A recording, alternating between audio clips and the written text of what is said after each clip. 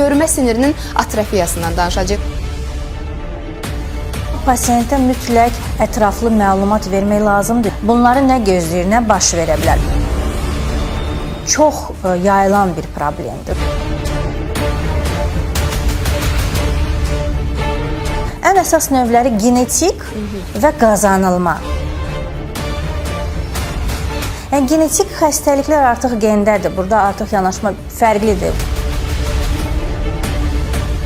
Mümkün deyil bunu silmək, ləğv etmək, tam müalicə etmək mümkün deyil. Amma qazanılma növləri biraz daha mülayimdir, amma yenə də çox təhlükəlidir. Görmə sinirinin atrofiyası, görmə sinirinin quruması bədəndə, orqanizmdə baş verən hər bir xəstəlik yarada bilər. Hər bir xəstəlik. Travma yarada bilər, göz travmaları, baş-beyin travmaları, baş-beyin kistaları, şişləri. Biz həmişə bunu belə ətraflı yanaşırıq, tək gözə yox. Çünki bu ümumi bədənin bir problemidir. Ona görə mütləq şəkildə ilkin müayinədə bütün anamnez yığılır.